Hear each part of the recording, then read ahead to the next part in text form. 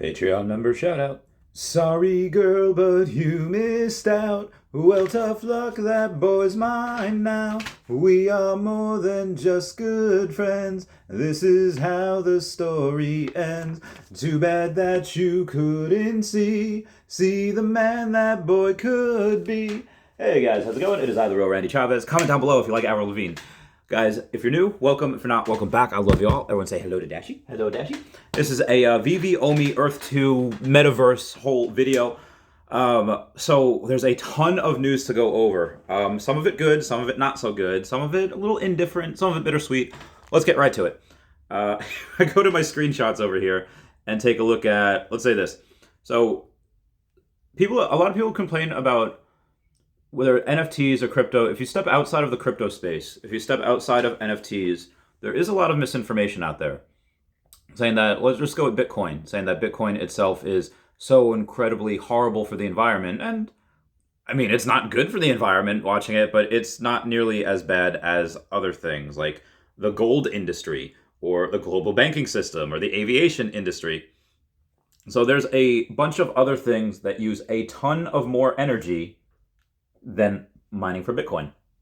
And that being said, the amount of energy that will be used to mine for Bitcoin will get less and less. Just because you have advances in battery technology and you have advances in solar panels, which will eat up a lot less electricity because it's energy from the sun. So that's really, really, and again, that's not just with Bitcoin. People say that with NFTs too. Like if you go outside, especially outside of Veve, where they say like, well, all NFTs are really bad for the environment. Well, the ones on Immutable X are not. They're very, very carbon neutral. So just every now and then take a step back and hear what other people are saying and realize that we're still so heckin' early. So heckin' early. In other news, we were talking about this Austin Skymie says, hey, how many people currently have access to MTL? Ask him what the promotion/button section is for. Our own Reverend Alex G says, this is OMI talk only, fam. Promo codes are for future collectible redemption opportunities.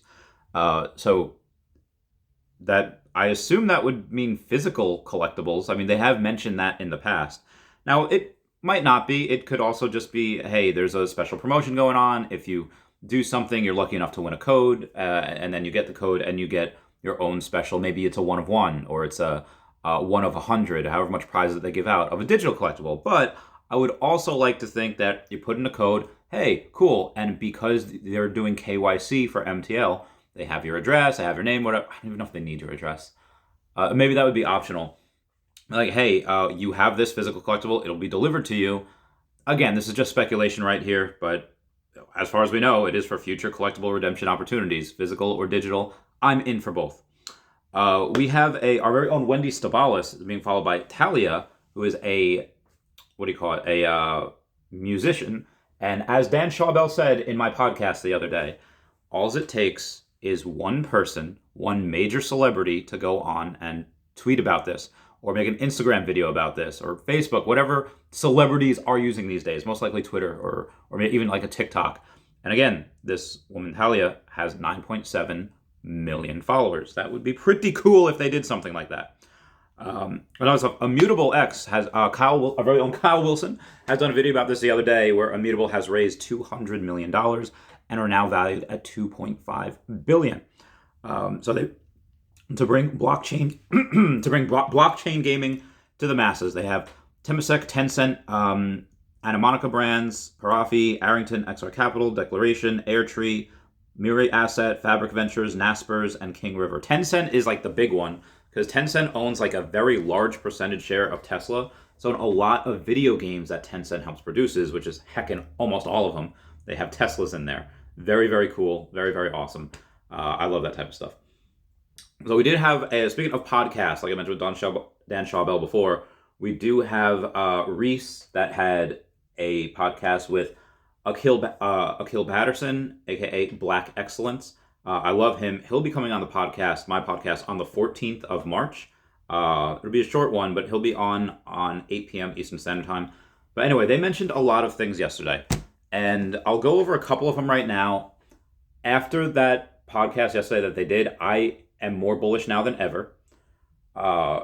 And some people will be like, well, why? They didn't mention anything right away. They said that OMI to NFT, or all of OMI utility, will happen within a year. Kill Patterson said 4 quarters, and Rhys says yes, it will happen within 4 quarters.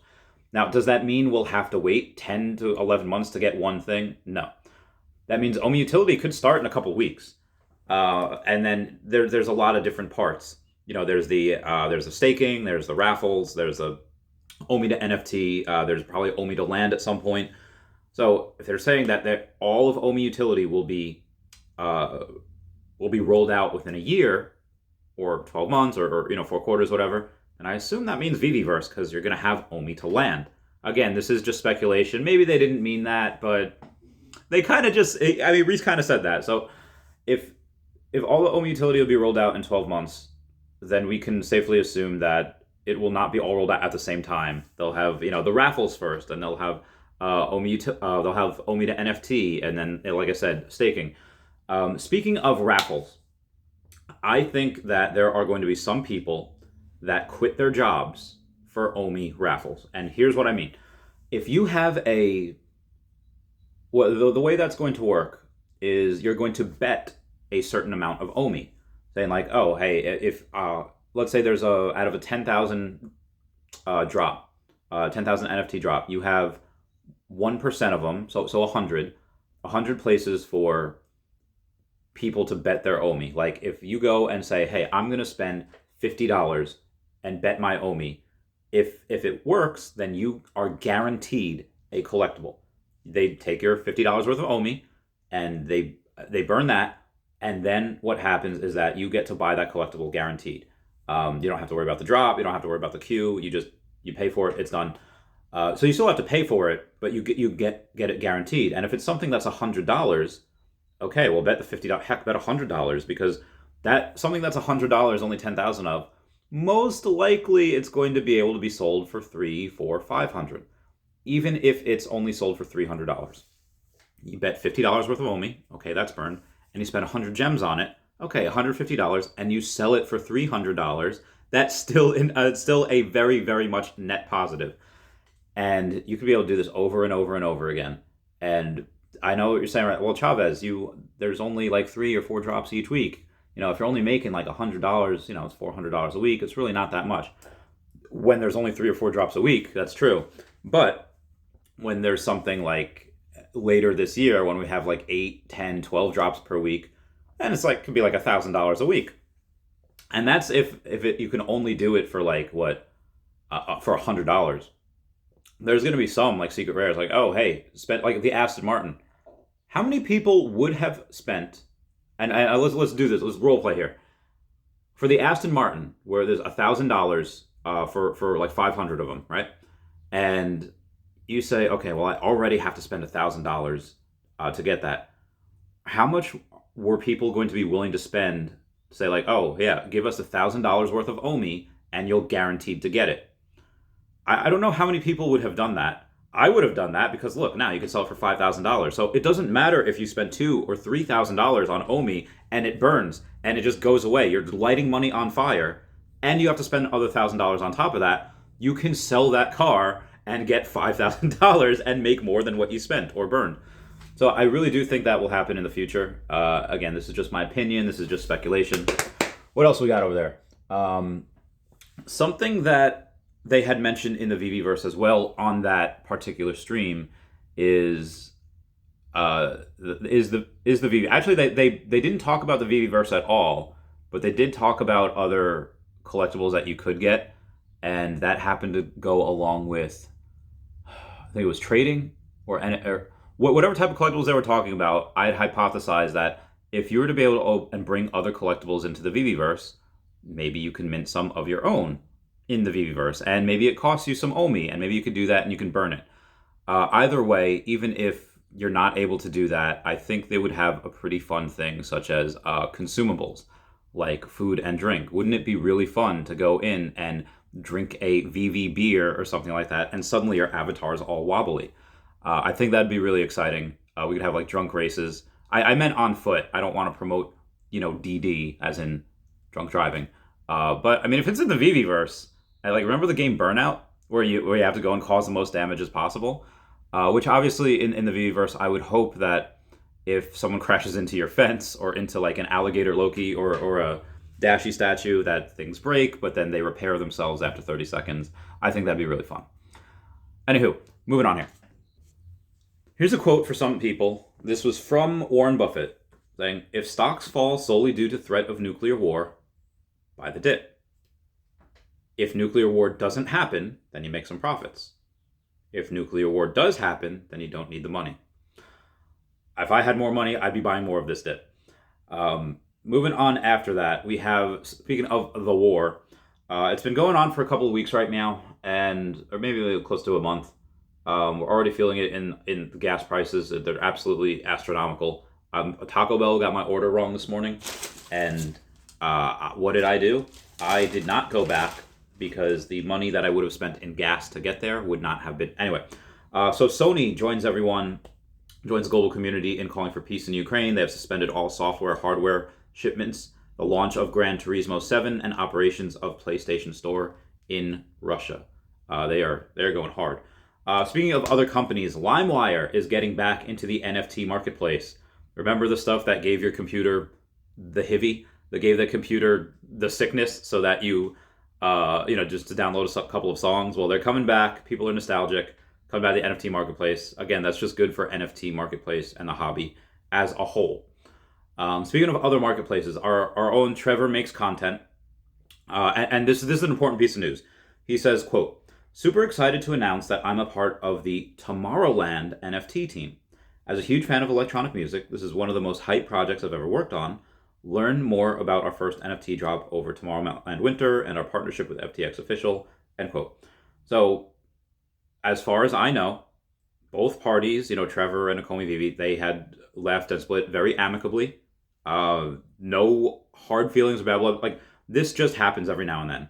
Some people leave, the same as some people get hired. And again, he says, one of the most hype projects I've ever worked on. He was very specific in that language. He never put, this is the most hype project I've ever worked on, ever, period, ever. No, he says one of. Obviously not wanting to step on any toes. And, whatever is more his speed, I wish him the best of luck and happiness. I'm Whitney Houston. I wish you love. But also, this is very bullish as well because Tomorrowland has like 2.3 million followers on Twitter. Now, not all of them, but some of them, maybe several thousand of them. Like, oh, hey, who's this new person? Let's check him out. What has he done before? VeVe Official. What is that? Let's click on that. And then, oh, hey, they go on his LinkedIn. They see everything like VeVe Official, Akomi, and all that, and they get interested. So again, like I said, that is very bullish for me. Other bullish things. We still have people spending tens of thousands of dollars on NFTs. You have Walt that just sold this morning for $13,000 in USDT, in cash. So a lot of good stuff. Good stuff there. Some not good stuff is that CPI came in today and markets took a bit of a hit. Inflation hits record high with 5% in the European Union, 4.9% in the UK. Inflation reaches 7.9%, the highest the US has ever seen in over 40 years. So we did come in a little over that, which will push the Federal Reserve to increase interest rates. Again, it's not going to be a ton. It's going to be a little bit. But yeah, that is the news for today. Want to buy the dip? Welcome to Buy the Dip. If I had more money, one last thing. I had a talk with a buddy of mine, military buddy of mine, early this morning, and he said he's getting a windfall of about, well, I won't say exactly what the windfall is, but $150,000 to play with. And I said, okay, well, let's take, to make the math easier, let's do, 100K, and the 50K will split into stocks, but 100K will split into crypto. Now, this is me giving advice to like a really good friend that has 2 kids and is about to retire soon. He's in the military. So he'll work afterwards. But in order for him to be safe, I said, listen, you should probably do $50,000 in Bitcoin, $25,000 in Ethereum, and $25,000 in OMI. And the other stocks like Tesla, Square, and Illumina, I just gave him those because I really like those. Those are very good. Those are very, very good. Very undervalued. Anyway, and this is a friend that, again, this is not a small amount of money. This is 6 figures worth of money, and he doesn't. Again, he's about to retire within the next year from the military and get another job. Like, he'll be okay even if this all went to zero. But I'm just letting you guys know that I chose OMI for my friend as a safe thing over Solana, over Binance, over Cardano, and the only reason I put it at the same spot as Ethereum and less than Bitcoin is just because I wanted it to be super, super safe for him. But yes, I put this on the same level as Ethereum. Now for me, I have a higher risk tolerance. I don't have kids. I don't have to worry about, supporting a family or anything. So I'm all in on OMI because I 100% believe this will be the future. But to be super safe, I'm just letting you guys know, full transparency here. That's the breakdown I gave him. Yeah, and then the other 50,000 I'll just go into stocks and whatever. Anyway, guys, that's it for me. Just keeping everything good. Comment, like, and subscribe. Comments are good for the YouTube algorithm. Everyone say bye-bye to Dashi. Bye-bye, Dashi. And everyone, please check out at HeyDavidonna, at King Mavs forever on the Twitter, Standoff Chart, King Mavs, and Choppy Cat 5 over on the VV app. Kobe Collects and OMI Player 1 over on the YouTube. RateX.eth is a cool domain name. Powers of X #1 over there. Kobe Collects down here. Kyle Willson, Wendy Stibalis, Puddin' Cheeks, Viva Las Vegas, Tap Trades, Mars Davis, Legacy Bermuda, Sody Pop Media, The Gale, Charles Merkel, VV Darklink, and VV Vibes over on the YouTube. You got at What Wizard VV and Gary O at 1234CA3 on the Twitter. DerekBrad.com/page/VV-photography and WoundedWarriorProject.org. I love you all. Class dismissed. Goodbye. Meow, meow, meow, meow.